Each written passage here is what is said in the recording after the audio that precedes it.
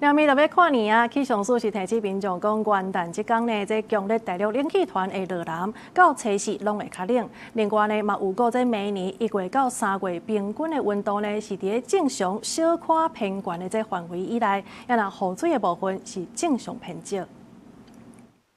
拜二透早受东北季风影响，有明显感受到温度降低。过来拜三暗就是看年啊。气象署指出，因为32和元旦2天的云较低，所以提醒有要去看年烟火和元旦日出的民众，有可能会因为云的关系，会小看袂清楚。元旦这一天，就会有强烈大陆冷气团的南下，紧接着2号到4号都是受到强烈大陆冷气团的影响哦。3号的清晨是最低的，可能会有接近10度左右的低温哦。另外，在中部地区也有可能会有类似接近10度左右的低温。那在南部以及花东的话，大概也有12到14度左右的低温。气象署也有讲，明年第一季的天气，平均的温度会伫正常甲小可高温之间。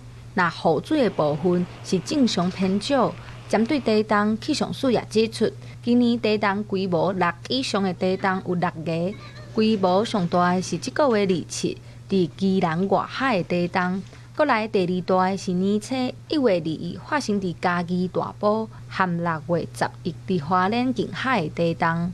菲律宾海管从东南这边碰撞上来，在这边开始碰撞，所以这一边的一个地震的一个深度，它大概都是比较浅的一个地震。然后在花莲这边开始隐没下去，从浅一直到深。好，所以我们12月27发生的地震，它的深度就大概70几公里，大概在这个位置。那我们可以注意到，在台湾的嘉南地区也有一群地震在发生。那这个地区的主要是大埔地震所造成的。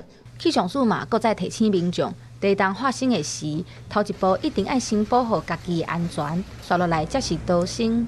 记者陈心彤、曾俊佑台北报道。